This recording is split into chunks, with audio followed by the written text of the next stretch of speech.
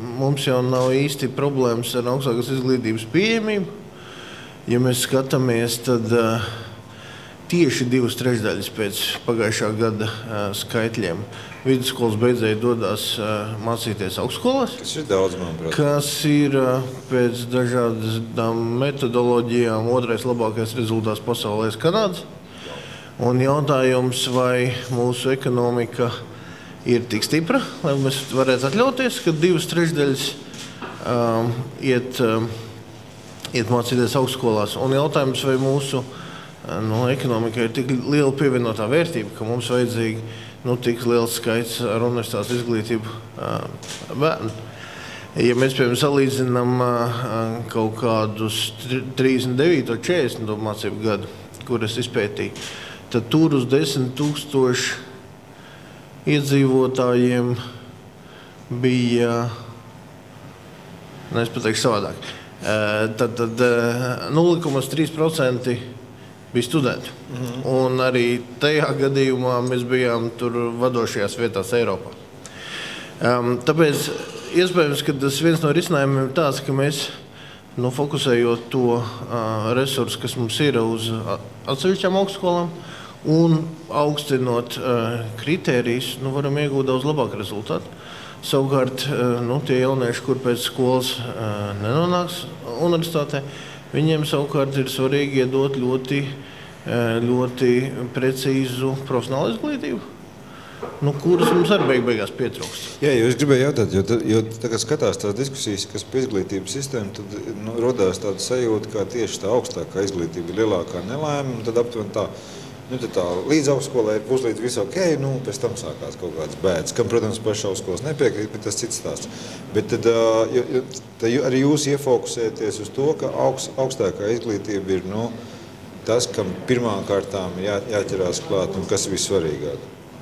Augstākā izglītība un profesionāla izglītība, jo faktiski tādas profesionālas izglītības, kādu mēs to gribētu redzēt, varbūt kāda eksistē Vācijā, Austrijā, mums nemaz nav un ir taisnība tiem uzņēmējiem, kuri strādā tādās nozarēs kā mašīnbūve vai ķīmiskā rūpniecība, un kuri saka, ka šo speciālistu trūkst. Un savukārt augstskolām es domāju, ka, protams, ir virkni represīvu veidu, kā varbūt piespiest viņus paaugstināt kvalitāti, bet es domāju, galvenais veids tādā tirgus ekonomikā būtu radīt konkurenci.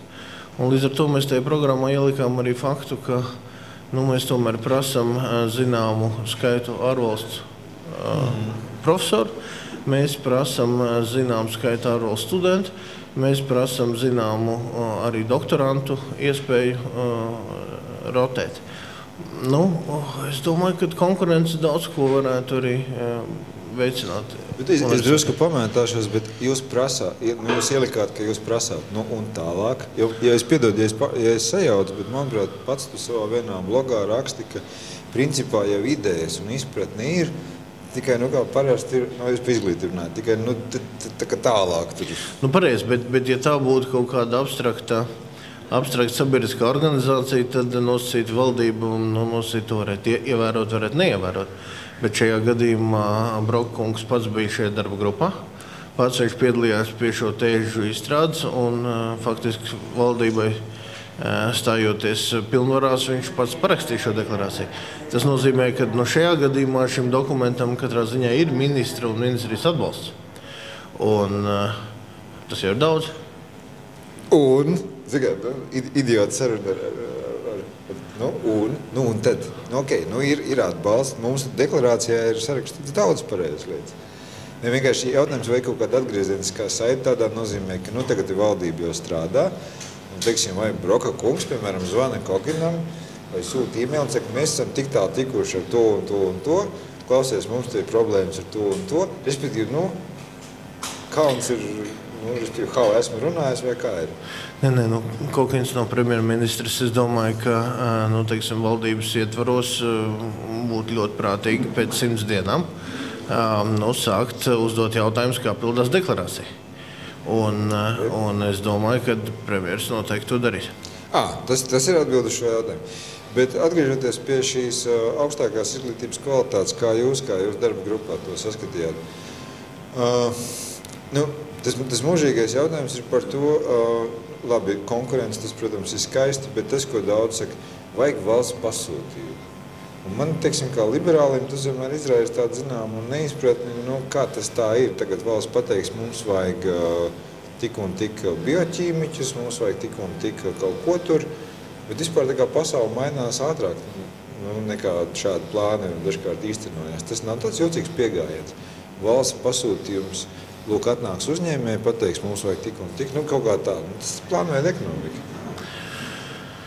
Tā ir plānveida ekonomika. Es nedomāju, ka tas izglābs mūsu izglītības sistēmu. Ja tu esi dzirdējis šito tēzi, galvenais pasakiet mums, tam mēs sagatavosim. Es esmu dzirdējis šo tēzi, es viņai arī neticu, bet no otras puses, mēs redzam, ka ir jomas, kurās tiek sagatavots ļoti daudz. Žurnālistiem, ja? Ne tikai žurnālistiem, arī sociologiem un arī atsevišķu profesiju pedagogiem. Bet tā pašā laikā mēs, piemēram, zinām, ka tuvākajos gados valstī pietrūks 500 fizikas skolotāju. Un mēs arī zinām, ka faktiski pašlaik... Tas bija tēlēns izteiciens? Nē, precīzi izteiciens. Un pašlaik faktiski fizikas skolotāji netiek īsti sagatavoti. Tā kā kaut kādā mērā tomēr šis novērtējums ir iespējams. Es nedomāju, ka ļoti precīzi, bet lielos vilcienos tās korekcijas ir iespējams. Klau, bet man ir jautājums, kā tiek izstrādāts kaut kādas prasības, idejas, bet es, protams, negribētu aizvainot godājumos profesors un rektors, bet ir tāda lieta, sarunu valodā saka, profesoru mafija. Un tad ir kaut kāds establishments augstskola, kas pirmām kārtām pasaka, ka principā mums viss ir labi. Otrām kārtām pēc tam izrādās, ka tā kā augstskolas ir tādas, pietiekoši neatkarīgas juridiski institūcijas, viņām neko īsti pavēlēt arī nevar, ja? Un tad rodās tā sajūta, ka tas ir tāds stāsts bez gala, ka kaut kādi gudrinieki un politiķi saka augstskolām, jums jādara tā, un tur tas tā kā noslīgs, kaut kādā diskusijā nebeidzamā. Bet pirmkārt, ja finansējums lielā mērā būs atkarīgs no kvalitātes kritērijiem, tad tie paši profesori būs spiesti kaut kā arī tam sekot. Otra lieta, kad mēs arī ielikām prasību, ka šajā profesoru korpusā un pasniedzēju korpusā jābūt arī zināmai proporcijai līdz 40 gadiem, kas automātiski daudzās augstskolās izraisīs ļoti vētrains pārmaiņas. Bet kurš var... bet tas varbūt tas apmēram tas pats, kā ierēģi paši sevi nereformēs. Es gribu redzēt to rektoru, kurš pateiks saviem vecajiem cīņu biedriem, ar kuriem tik daudz šņābi izzerts un tā joprojām. Ziniet, mums te ir prasības tagad tādas un tādas. Atvainojiet, esat brīvi. Tā ir tā smalkā lieta, ka mums ir jābalansē starp augstskolu neatkarību, kas savā ziņā ir liela vērtība un arī faktiski padomu laikā vienai otrai augstskola ir ļāvusi veiksmīgi attīstīties un šo te valsts politiku izglītībā. Tas ir izaicinājums. Es domāju, ka izglītības ministrijai šeit nav viegli diskutēt ar rektoru padomu un augstskolu profesoriem, bet citu ceļu jau nav. Labi, un tad ir šis jautājums, viena lieta, ka pieņemsim augstskolas ieklausās, sāks reformēt atbilstoši tam, kā, piemēram, darba grupa ir uzstādījusi, bet jautājums ir, var jau visādi darīties, bet tas tā studentu gala, tā, neliterāri sakot, vai tur ir, teiksim, kā lai viņi saka, ka, protams, ir ģeniāli, ka tik daudz žurnālisti, sociologi, kas mums tur vēl bija, bet, mīļie draugi, nevajag mums tik daudz. Jo tas taisnības, cik es saprotu, tā nav problēma tikai Latvijā, ka palasu par izglītības sistēmu ASV, tad es saprotu arī tik daudz mākslas bakalauru un literačās stadijas, un es vēl, ka viņi tur paši nezinu, kur viņas visu bāz pēc tam. Ja? Tas, kā to pieprasījumu, to studentu, kurš būs tas, kurš ies, kā ar viņiem strādāt? Pirmkārt, skaidrs, ka tie studenti, kas ir apzinīgi, tie, kas redz universitāti kā tādu rīku, lai turpmāk sasniegtu labu karjeru, viņi jau ir ļoti prasīgi. Un viņi arī pašlaik gan universitātēs, gan gan citās augstskolās. Viņi bieži vien taisa lielu tracu un saka, šis pasniedzējs, teiksim, mums galīgi nedara. Tā kā tur šī atgriezniskā saite, no vienas puses pastāv. No otras puses skaidrs, ka ir kaut kāda tāds faktiski spiediens no vecāku puses. Ja? Jo katrs vecāks gribētu, lai viņa bērni izaugtu, kā padomu laikā mīlēja teikt, cilvēks ar augstāku izglītību. Un lai arī varbūt viņam nav veicies to bērnu kaut kā motivēt dzīties pēc zinībām, bet viņš grib, lai viņš iestājas tajā augstskolā. Diploms vajadzīgs. Un tad faktiski šie demotivētie jaunieši, viņi meklē, kur tad tu diplomu var arī būt vieglāk. Ja. Un reti, kad viņam ienāk prātā, ka to varētu darīt, piemēram, ķīmijas fakultātē vai teiksim, kaut kāda inženierzinātnē. Un tad mums ir ļoti daudz tādu humanitāro speciālistu vai ļoti daudz sociālo zinību speciālistu. Un šis spiediens no tirgus, es domāju, visu laiku būs. Kā tu pareizi teici, viņš arī ir Amerikā. Un valstī jābūt pietiekoši gudrai, lai savukārt radītu kaut kādu pretēju spiedienu. Tātad, lai būtu kaut kāds pamudinājums mācīties, teiksim, tajās nozarēs, kur varbūt tas saspringums augstskolā ir lielāks. Bet saki, teiksim, tā kā tu esi eksakts cilvēks atšķirībā no manis, tad pieņemsim tajā situācijā, kā jau es teicu, ka, sacīsim, augstskola sāk reformēties. Un it kā lietas vēršās uz labo pusi. Kā tu kā eksakts cilvēks nomērītu, ka tu varētu teikt, jā, tagad klausieties, bet tagad augstākā izglītība ir uz pareizām sliedēm, un tagad tā kvalitāte uzlabojās, kā tu pasaka, labi, tur sākās kaut kādas tur darbības, tu teiksi, paklausieties, tiešām tie cilvēki, tur ir ok. Kas tas būs? Teiksim, uzņēmēji teiks, jā, mums tagad pietiek to, kas tur bija, vai citi aspekti? Nē, tur, diemžēl, vai par laimi nav viena tāda kritērija, bet pasaulē ir izdomāt vairāk, un es domāju, mums viņas vairākas arī vajag mērīt. Kas attiecās uz inženierzinātnēm un tādām lietām, kuras var tieši izmantot biznesā, tur bieži vien tas labais indeks ir faktiski alga augstskolas beidzējiem. Tātad gan Amerikā, gan Lielbritānijā viņi ļoti rūpīgi mēra, kāda ir pirmā alga, ko saņem šī augstskolas beidzēji. Respektīvi, uzņēmējs atzīst, ka viņam ir vērts maksāt. Tieši tā, un jo lielāka alga, jo ir lielāks indeks, un faktiski tādā utilitārā nozīmē šī universitātes izglītība ir vērtīgāka. Otrs, ja mēs ejam tādā fundamentālā zinātnes virzienā, kas arī ir nepieciešama, jo mums jau ir absurdi domāt, ka mums vajag kaut ko tikai vienu. Mums vajag uzbūvēt tādu veselīgu māju, kurā ir gan pielietojamā zinātne, gan arī fundamentāla zinātne. Fundamentālā zinātnē tomēr galvenie rādītāji ir kaut kāda, teiksim, profesoru zinātnisko darbu citējamība. Tas arī ir pazīstams indeks, ko viegli mērīt, un ja tur ir šī normālā pasniegšanas un zinātniskā darba līdzsvars, tad katrā ziņā, ja profesors citē pasaules zinātniskajos žurnālos, tad mēs varam sagaidīt arī, ka viņiem izaugs prātīgi studenti. Un tad ir visādi kompozītie reitingi, kur ierinda universitātes tur kaut kādās vietās. Es domāju, ka tie arī būtu jāskaidrs punkti. Labi, bet jautājums īstenībā, ja, piemēram, nezinu, ko premjers prasīs pēc 100 dienām brokam, bet tomēr, ja tās lietas notiek, kā ir iecerēts, kad ir kaut kāda, es saprotu, tas ļoti abstrakts, kā pirmie rezultāti, bet vienalga, cik tas process ir laikā, kad mēs redzēsim kaut kādas izmaiņas? Es domāju, ka tās lietas, kas ir ierakstītas deklarācijā, viņas, liela daļa no viņām var faktiski īstenot ar attiecīgiem ministrijas rīkojumiem. Tas nozīmē, ka ministrijai pusgada vai 9 mēnešu laikā šie rīkojumi jāsagatavo, jāizrunā ar visām interesētajām pusēm, jāsaprot, kur varbūt tur ir kaut kādi sarežģījumi, un faktiski šie lēmumi jāpieņem. Es domāju, ka tas ir tik vienkārši.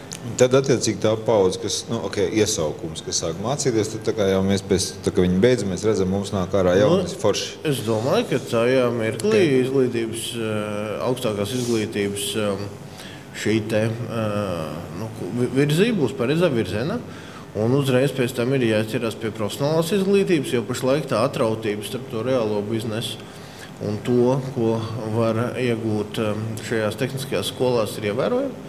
Faktiski bieži vien tur, viņiem nav iespējams arī mācīties pie tās tehnoloģijas, kas ir biznesā. Tā skaitā arī mežstrādē, tā skaitā arī metālapstrādē. Un tur ir jādomā, kā šo izglītību tomēr sasaistīt ar biznesu un kā faktiski biznesam dot kaut kādu stimulu, lai viņš ņemtos skolniekus iekšā. Un ļauj viņiem mācīties uz saviem darba galdiem un tādā veidā pats arī sev rada jauno speciālistu.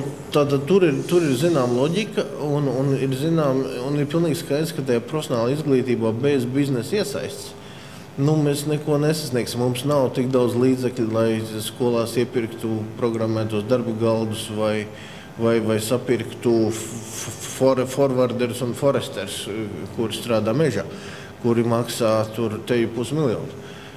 Ir pilnīgi skaidrs, ka šāda veida apmācība ir jāveic kopā ar uzņēmējiem, un tur vienīgi jāsaprot, un mēs esam runājuši ar uzņēmējiem, viņi ir ļoti pretimnākoši. Ir jāsaprot, kāds stimuls viņiem būtu nepieciešams, vai tās ir nodokļu atlaides, vai tas ir kaut kāds, nosacīt lētāks darbspēks prakses laikā, bet es domāju, ka... Tas tev atļauj maksāt mazāk, ja? Jā. Labi, par izglītību būtu skaidrs. Vēl viena lieta, kas, protams, cilvēks nodarbina saistībā ar to, kas mums te notiek un kas te vispār būs, kas strādā, vai ne, ir darba spēka aizplūšana un visas tās demografiskās prognozes un tā. Es tā saprotu, ka tā tava nostāja ir aptuveni tāda, ka pirmkārtām nepārvērtīsim darba spēka emigrēšanu par nacionālo traģēdiju un vaimanāšanu, ka tas nav nemaz bijis tik, ka tam ir savas pozitīvās bijušas loma. Un otrām kārtām, un tad otrs ir stāsts par to, kā tos cilvēkus dabūt atpakaļ. Bet ja mēs sākam ar to pirmo daļu, tā kā ne visi lasa blogus kaut kādu, vai ne? Vai mēs tā pieļauju? Droši vien, ka lasa, Tad kādēļ tavā skatījumā, tu zini, cik sāsnāda ir attieksme, tas ir aizbraukšu, pusi Latvijā aizbraukšu. Kāpēc tu saki, pagaidi, aizbrauc? Pirmām kārtām skaidrs, ka šādai ekonomiskai emigrācijai tas pamats ir atšķirība ienākumos. Un tā kā mēs esam viena no nabadzīgākajām Eiropas Savienības valstīm, tad ir pilnīgi sagaidāms, ka pie mums tā problēma viena no vislielākajām. Un ja vien mēs nedzīvojam tādā Baltkrievijas stila valstī, kurai robežas ir cieti un izbraukt īsti nevar, un starp citu viņiem pie robežām ir milzīgi plakāti, kad ja tu dodies darbā uz ārvalstīm, tad tu esi uzmanīgs, jo tev iespējams tur paverdzinās un tev nemaz tik labi neiet. Bet ja mums nav tāda administratīva resursa, tad tas ir objektīvs process.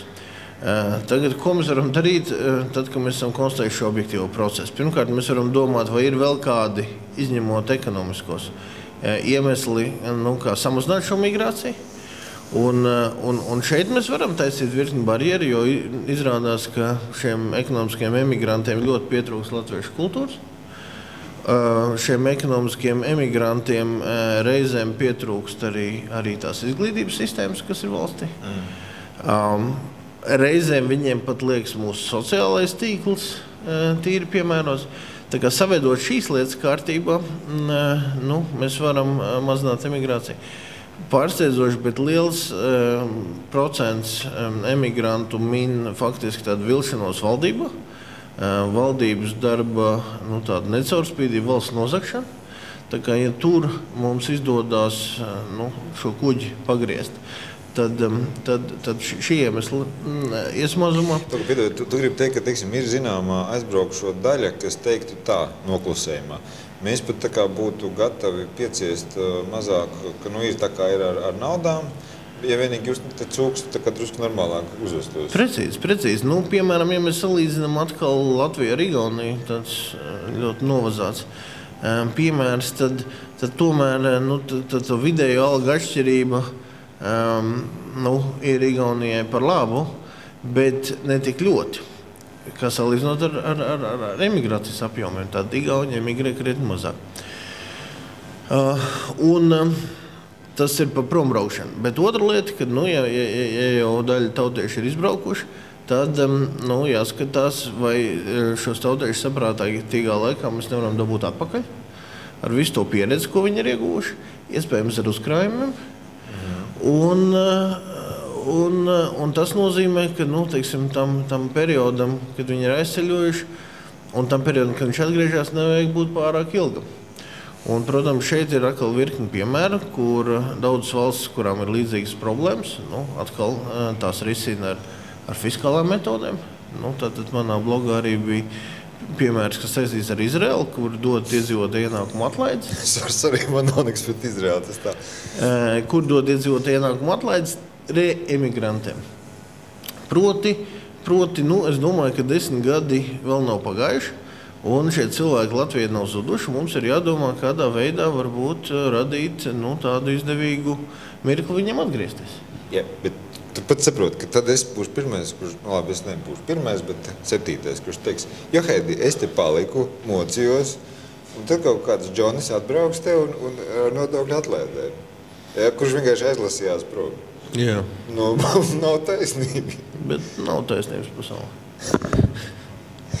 Tas ir, protams, tagad tā bija tava atbilde. Nē, jebkura veida stimulācija vai veicināšana kaut kam ir slikti. Jā.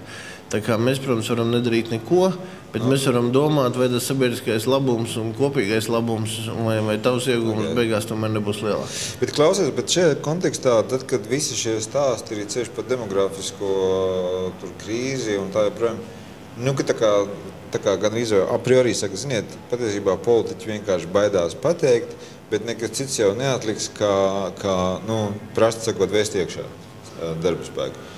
Tas ir tāds žurnālisti izklaides objekts, pabaidīt cilvēks ar mitiskajiem ķīniešiem, vai tā tiešām ir neizbēgamība? Nezinu. Es domāju, ka, protams, tas iedzīvotāju skaits var būt ļoti elastīgs, un viņš var tiešām turpināt samazināties. Kāpēc domā brauks ķīnieši? Tāpēc, ka mums ir daudz purvu Latgalē, kurās neviens nedzīvo. Viņi jau tagad var braukt. Viņi acīm redzot brauks tāpēc, ka būs liels pieprasījums pēc darba spēka, proti šeit plauks un dzelzs industrija. Bet tad jau arī Latvijas brauks atpakaļ. Ja neplauks, tad arī nebrauks. Tā kā es domāju, dēļ tā, ka te ir daudz brīvas vietas, Sibīrijā vēl vairāk brīvas vietas un viena otra Āfrikas reģionā. Tas nav galvenais iemesls, kāpēc viņi brauks. Viņi brauks tāpēc, ka faktiski šeit būs vajadzība pēc darba braukām. Tā īstermiņā es nedomāju, ka tā vajadzība būs tik milzīga, ka mēs būsim kaut ko spiest. Tam ir viens nosacīts mīnus, protams, šai iedzīvotāju skaita samazināšanai, jo, ja mēs skatāmies to kopēju infrastruktūru, kaut vai ceļus vai telekomunikācijas, kas ir jāuztur palikušajiem, tad, kā saka, uz vienu dvēseli tas kilometru skaits paliek ar vien lielāks, kas rada tādu zināmu slodzi ekonomika. Ko darīt? Jo tieši tā, jo es tā kā melnais krauklis pesimists, man liekas, ka tur tāda nekāda baigā dzimstība nepalielināsies. Līdz ar to tā tendence, par kuru tu runā, viņa saglabāsies un palielināsies, ka izmaksas aug. Kāda mums ir varianti? Vienkārši pateikt, ka, pieņemsim, atnāk kāds pilnīgi dūls politiķis un saka, ziniet, mēs šito nevaram atļauties. Taisam ciet? Jeb kādi varianti? Nezinu. Pirmkārt, manuprāt, mūsu demogrāfijas līkne parāda, ka viņi ir ļoti elastīgi no pabalstiem. Līdz ar to tajā mirklī, kad valsts ekonomika būs nedaudz spēcīgāka, to var izmantot, lai to līkni pielabotu. To, ka mums te nekad nebūs 4 bērni ģimenē vidēji, vai 5 kā man, tas ir skaidrs. Un savukārt, kad tas attieksies uz reģioniem, es domāju, tā situācija būs līdzīga kā Amerikā. Tur arī kaut kāda reģiona, kur teiksim, tie ceļi aizaug, mājām cauri izbraucās sekojas un dzīve turpinās. Tur staigāši tie visi ienāti. Tā kā es domāju, ka ir kaut kāda iespēja, ka faktiski tā dzīve vairāk koncentrēsies ap lielajām pilsētām un būs kaut kādi reģioni, kur kur teiksim, tās lauksaimniecības vietā paliks kaut kāda mežsaimniecība. Ok, tik tālu arī skaidrs. Visbeidzot, tas trešais bloks, par ko mēs gribējām parunāt, ir par ekonomikas efektivitāti. Jā, cik ir pulkstenis? 26. Ļoti labi. Jā, man nav pulksteni. Jo tas, redz, es esmu drusku tā kā bezkaunīgs no tā viedokļa, ka man ārkārtīgi patīk klausīties, kā uzņēmēji vienmēr stāsta valdībai. Jūs mūs nožmiedzat, jūs nesaprotat, ka bez mums te nekas nebūs, ka mēs principā it kā visi tā kā piekrīt. Bet es saprotu, ka paši uzņēmējiem, viņiem visi kārtībā. Viņi beigiem maleņši. Nu tā, tur neviens tur pelēkās naudas nemaksā, tur visiem darba efektivitāte ir laba, neviens vairs nepērks jau tur Mercedesus tā vietā, lai izmaksātu prēmijas darbiniekiem. Nu labi, es tagad drusku cūkojos, bet ja runā par to, ko nozīmē ekonomikas efektivitātes palielināšanu. Parasti bumba tiek pārspērta valsts pusē. Izdariet to un tad tikai jūs redzēsiet, kas būs. Tas ir tā melnbalti. Pašam biznesam arī kaut kas jāpamācās. Nē, biznesam redzēja, ko mēs arī redzējām, ka lielākā daļa uzņēmumu, kur iegāja, teiksim, 2007. gadā ar lielu satraukumu, un kur 2008. gadā piedzīvoja lielu zaudējumus. 9. gadā viņi piedzīvoja mazākus zaudējumus, un daudz no viņiem 10 gadu ir beiguši ar peļņu. Tā kā es domāju, tādā nozīmē tā efektivitāte jau arī ir koriģējusies tajā uzņēmuma pusē. Tajā valsts pusē, es domāju, ka tur ir diezgan daudz ko darīt. Un tieši tā mana pieredze pēdējos mēnešus, skatoties Tieslietu ministrijā, ko tur varētu darīt, es domāju, parāda, to pietiekoši droši var ekstrapolēt uz citām ministrijām. Viņi parāda to reālu situāciju, ka faktiski ministrijā labi tur strādā, teiksim, 100 speciālisti, kas Tieslietu ministrijas gadījumā raksta likumus un gatavo normatīvo bāzi. Bet šai pašai struktūrai, teiksim, arī mūsu gadījumā ir pakļauts 16 dažādas iestādes un valsts uzņēmumi, kuri būsim godīgi, netiek īsti efektīvi pārvaldīti. Tā kā es domāju, ka tomēr pirmā struktūrālās reformas lieta, pie kuras valdībai jāķerās neatkarīgi no valūtas fonda prasībām, ir saprast, kā tomēr viņi efektīvi pārvaldīs tās savas iestādes un uzņēmumus. Un es domāju, ka tā iniciatīva arī privatizācijas aģentūru pārvērst par kaut kādu tur State Asset Management Company. Viņi ir pareizi. Un tur ir diezgan liela resursa, tur ir mežonīgi resursi. Un es domāju, ja mēs runājam par tiem 50 miljoniem, kas ir jākonsolidē, tad, ja mēs paņemam tikai šo sfēru vien, proti valsts iestāžu un valsts SIA efektīvu pārvaldīšanu, tur tie 50 miljoni vien ir. Cita lieta. Jā. Tak ministrijas ir 40, cik tur, un tas ir 120 aģentūras. Un? Ko tu gribi vispār likvidēt visas ministrijas? Nē, bet es domāju, vai pusi aģentūru? Kad daļai aģentūru, teiksim, ir ietaupām pusi no budžeta, daļai 30% no budžeta. Labi, turpināsim, bet man patīk vienmēr šitas stāsts, jo teikt tas sliktais aplis. Kur mēs tos cilvēkus liksim? Latvijas Republikas pilsonis Jānis Beziņš, kurš ir nostrādājis valsts aģentūrā X, veicot Kokinam un Zandaram pilnīgi nesaprotams darba pienākumus, viņš tiek atlaists. Ko viņš darīs? Cerams, ka viņa kvalifikācija ir pietiekoša, lai viņš varētu darīt iedzīgu darbu. Tad tas ir tas pats jautājums par ekonomikas efektivitāti. Tad iespējams, ka ja viņš tiks atlaists, tad tajā vietā, kur viņš ir strādājis, tā ekonomika bijusi galīgi neefektīva. Un mēs viņu atlaižot, mēs nevis radām papildus bezdarbu, bet mēs sakārtojam šo vienu sadaļu. Savukārt tiem uzņēmējiem, kuriem vajadzīgi resursi, tiem parādās iespēja viņu pieņemt darbā. Es vienkārši baidos, ka daudz piesaukt tās struktūrālās reformas, jo tas, protams, ir ļoti populāri pateikt, ka vajag atlaist visus ierēģus. Bet, kad es neuzraušu, teiksim, augšā bezdarbus kaut Viņas radīs kaut kādu spiedienu, zinām. Bet jebkurā gadījumā mēs nevaram tik neefektīvi strādāt. Otra lieta ir cīņa ar šo te pelēko ekonomiku. Un tik ilgi, kamēr par viņu domā teorētiski, tad viņi izskatās vienkārši varbūt tur groteska. Bet, ja paskatās konkrēti katrā ministrijā, ko mēs varam darīt, lai mazinātu ekonomiku, tad izrādās, ka tur ir ļoti daudz konkrēti darām darbu. Piemēram, manā baņķiera karjeras laikā pēc 11. septembra mēs saskārāmies ar to, ka bankām ļoti strauji prasīja ieviest ļoti stingrus naudas atmazgāšanas novēršanas pasākums. Te pašā laikā mēs redzam, ka uzņēmuma reģistrā, kurā tiek reģistrēti Latvijas uzņēmumi, nekas no šiem pasākumiem vispār nav tūmā stāvējis. Proti, tu mierīgi var atnākt ar Kaimaņu salās reģistrēt offshore, un 10 minūtēs, tāpat kā godīgs Latvijas uzņēmējs, kas reģistrē uzņēmumu uz savu vārdu, piereģistrēt šo uzņēmumu, un tad doties uz banku un mēnesi kārtot papīrus, lai atvērtu kontu bankā. Bet, protams, ka daudz loģiskāk būtu, ja šīs te barjeras faktiski uzņēmējdarbībai, kas saistīta ar ārzonu izmantošanu, būtu jau uzņēmuma reģistrā. Un, kad jau uzņēmuma reģistrā, faktiski šiem te dibinātājiem būtu jādeklarē patiesā labuma guvēja. Un tur mēs apskatījāmies, kas ir darāms, lai komercreģistrā tādu prasību pielīdzinātu banku prasībām. Tur darbi nav pārāk sarežģīti.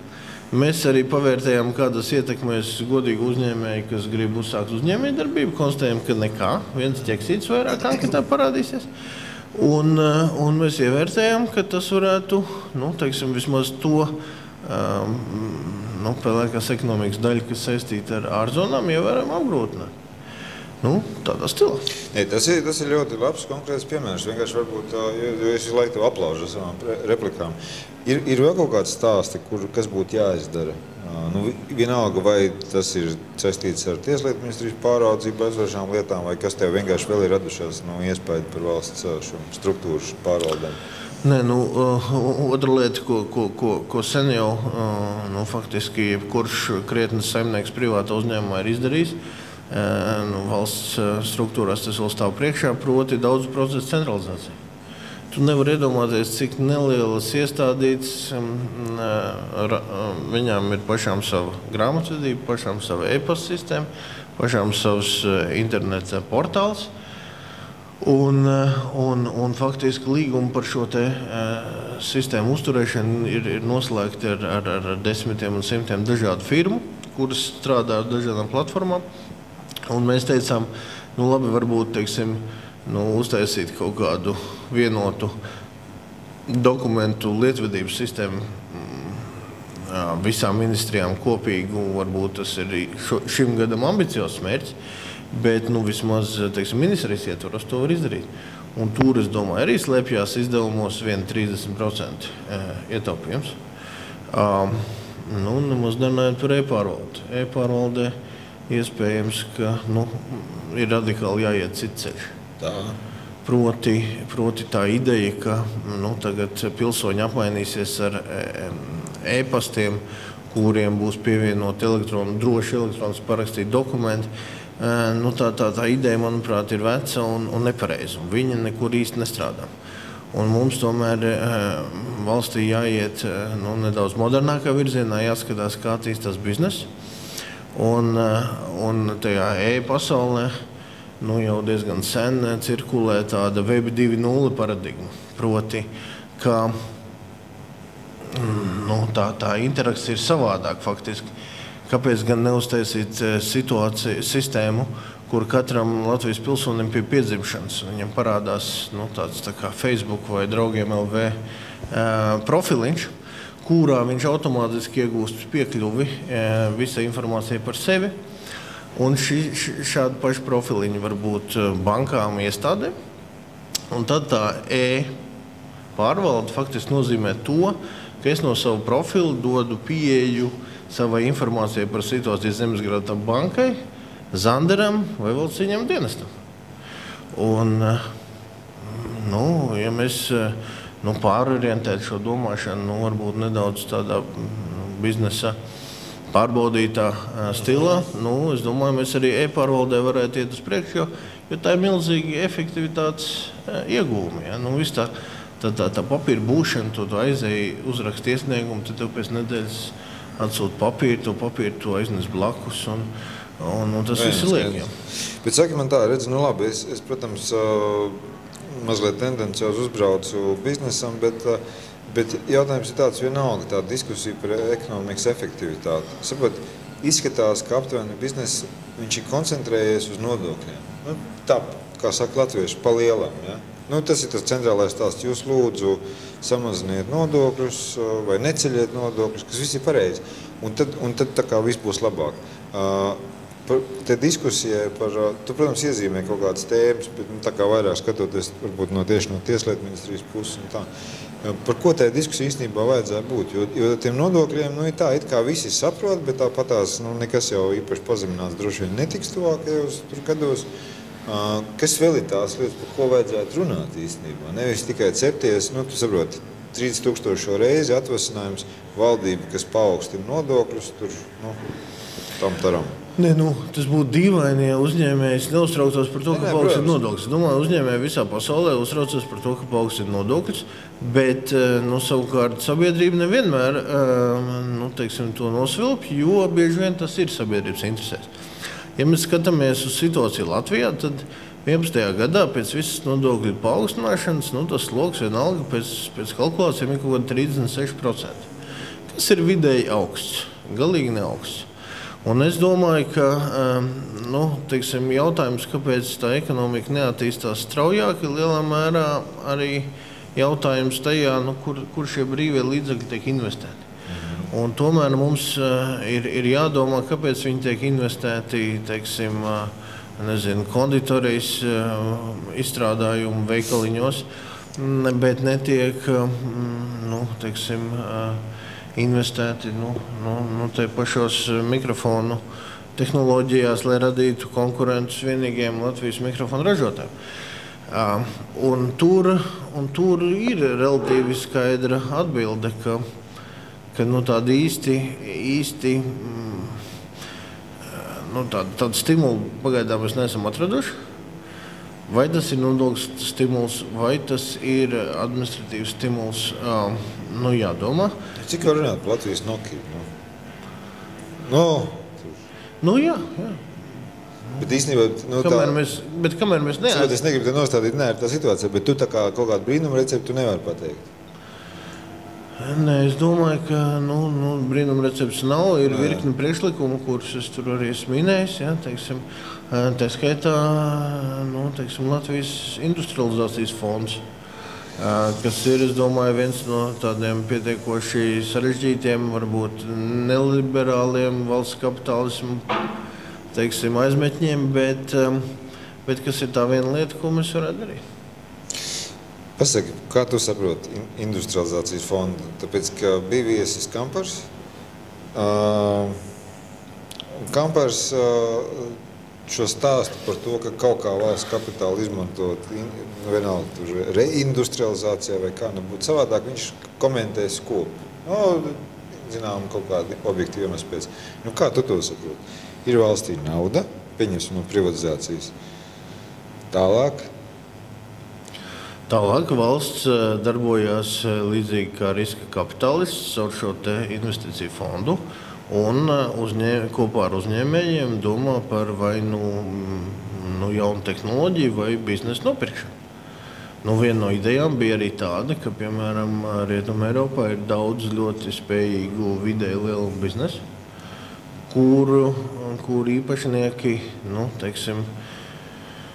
ir pēckara paudze, kur labprāt dotos pensijā, kuru atvases labprāt laiku pavada Monako un nevis strādā uzņēmumā, un kur ļoti labprāt nopārdot šos uzņēmumus, un tur būtu veiksmīgi iespēja daļu ražošanas pirmkārt pārcelt uz Latviju, saglabājot marketingu un pārdošanas tīklu, ka šiem uzņēmumiem ir Eiropā, un tādā veidā, faktiski ļoti mērķtiecīgi veicināt rūpniecisko ražošanu. Pilnīgi kā Latvija sāk spēlēt globālajā tirgū.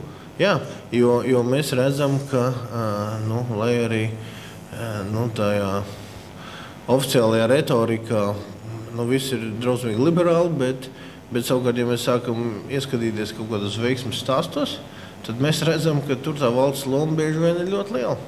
Un es domāju, ka pašlaik mēs esam pārdzīvojuši to mežonīgo periodu, kad tā valsts izpratne par tirgu bija neiespējami maza. Un iespējams mēs esam nonākuši pie situācijas, ka mēs šo te valsts kapitāla iespēju varam izmantot ātrākam labklājības pieaugumam. Starp citu, lai cik nedemokrātiski, bet arī austrumos, teiksim, tas notiek pietiekoši veiksmīgi. Tas notiek pietiekoši veiksmīgi arī vidusjūras valstīs, kas nav Itālija un Grieķija. Es domāju, ka tas jādara arī mums. Labi, godīgi, ka es negribētu sākt varbūt specifiskas diskusijas, gribētu godīgi, ko dzirdēt piemērus. Tā ir veiksmīga investīcija. Varbūt neskaita Singapūru. Bet, labi, ok. Ja tev ir piemēri, ko tu domā Ķīna, Dienvidkoreja? Dienvidkoreja, jā, kāpēc ne? To pašu Izraelu, to pašu Īriju.